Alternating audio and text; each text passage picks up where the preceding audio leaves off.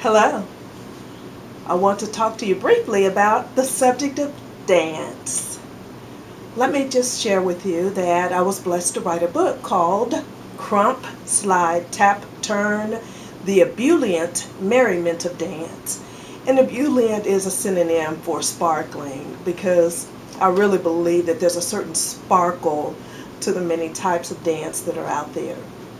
Let me tell you, dancing is the thing right now.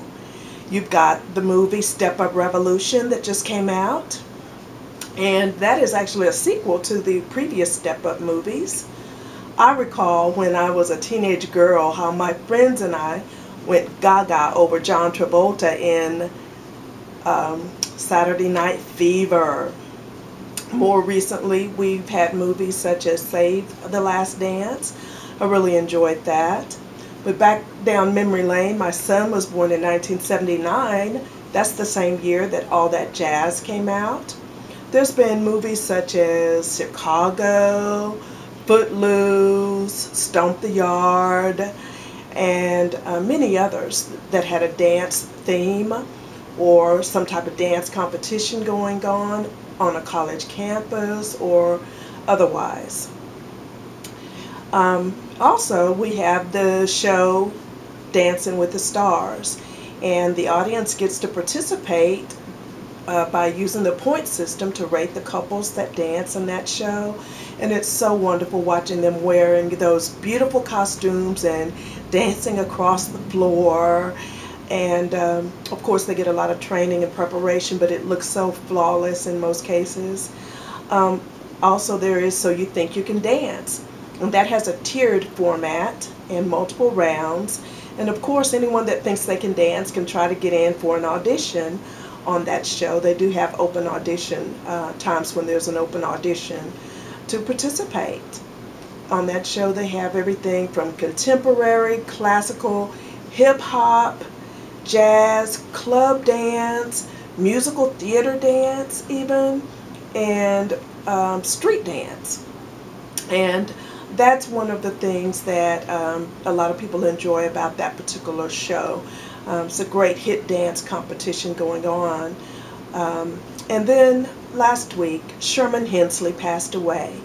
And he was known as George Jefferson on The Jefferson Show. He was on Amen and he was featured in several other programs. Nevertheless, he was best known, I think, as George Jefferson. And in one episode, he broke out in this hilarious dance.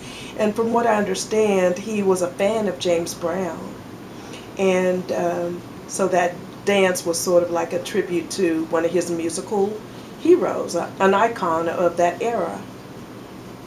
And last week when he passed away, a lot of people posted clips of that episode. And so it was really dubbed the George Jefferson Dance. And The Cosby Show with Bill Cosby was another show that had a lot of dance episodes. In fact, in the latter years, they had the cast members dancing as the show opened up, and that was just really a joy to watch. There was a nice jazzy tune playing in the background, and when I heard that tune, I knew it was time to sit down and watch a great episode. One of their episodes that was dance themed was called Dance Mania, where Theo and his friend Cockroach were trying to get onto a dance show. They waited for a long time, and when they finally got to the front, they were told that only one of them would be able to come in. There was only room for one more. There was an episode with Ellen Street, and it was called Shall We Dance? And she was a professional dancer, I believe, and did a flawless performance. There was also You Can't Stop the Music. And on that episode, Claire and Heathcliff actually did the salsa. There was an episode called